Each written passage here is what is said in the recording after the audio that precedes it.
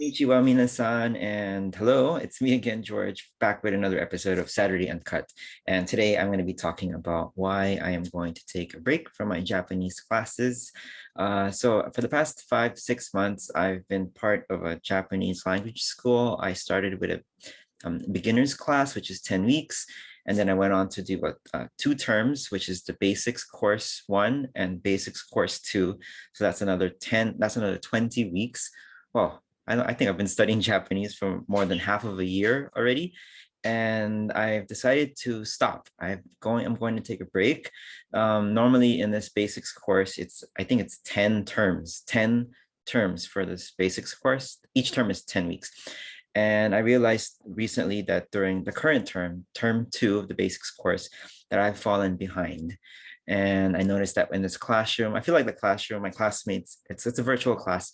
A lot of them are like otakus, is that correct? Or people who really like watch anime and they're really good at studying Japanese. They seem to pick on quite quickly, or I'm struggling. I mean, I do have my notes, I do have my apps. I'm on Duolingo. I mentioned that in a previous Saturday Uncut, but I realized that, you know what, George, I think it's okay. It's safe to say that you could take some time off to review. You need more time to focus. And I think that's a theme as we end this year, 2021, that I feel like this pandemic, a lot of us are isolating at home or have had to adjust to not being able to meet with people, colleagues, or that sort regularly.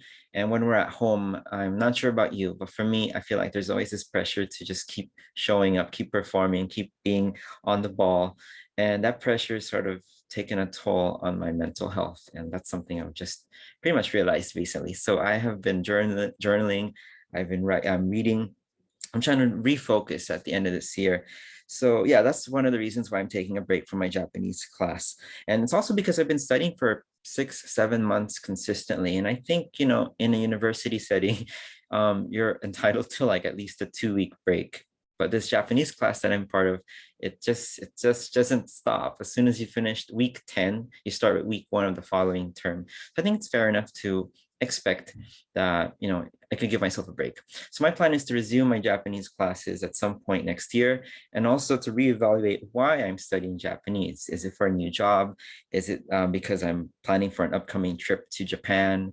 I need to remember and go back to the why. I think a lot of people who are studying a new language encounter this. So let me know if you're studying a new language and you felt something similar that you just need to take a break. When I take a break, what I'm saying is I'm not going to stop studying Japanese. I will just study Japanese at my own pace using apps like Duolingo. And I have my textbooks from the previous terms, the current term, the school gave me a textbook, and I'm just going to use that to study Japanese. I think the theme of this video, or what I want to say, is that it's okay to slow down, especially if you think you're going too fast. Most of us during this pandemic are living lives that are quite stationary. And maybe there's that pressure to just somehow keep doing something.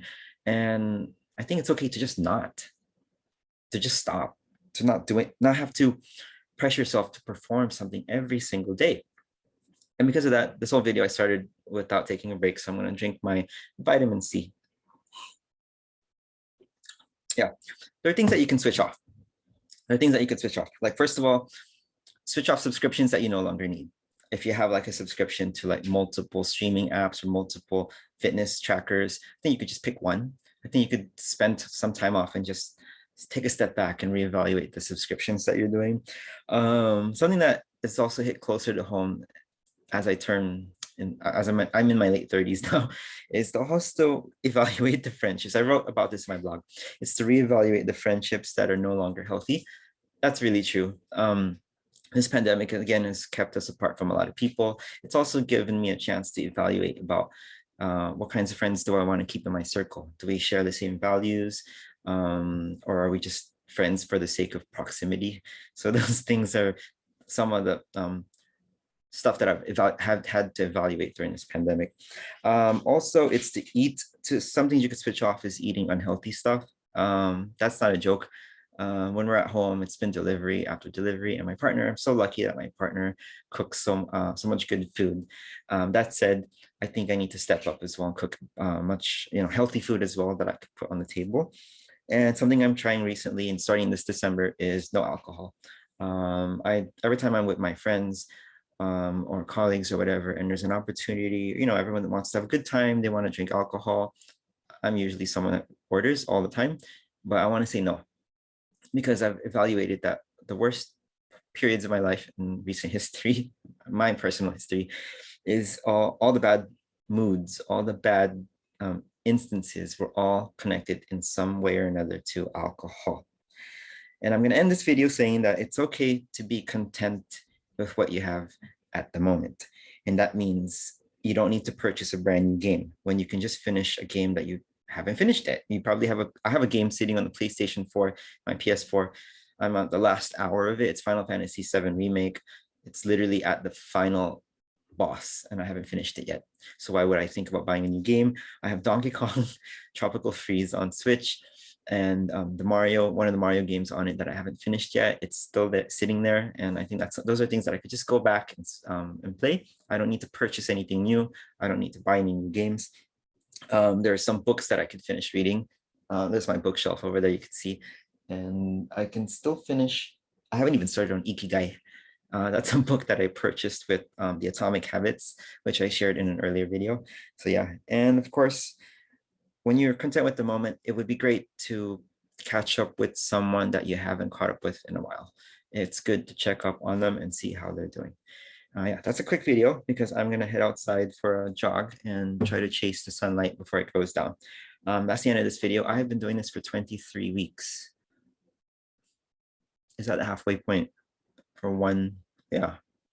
No, is it? No, I'm almost at the halfway point of doing a video every Saturday or every weekend.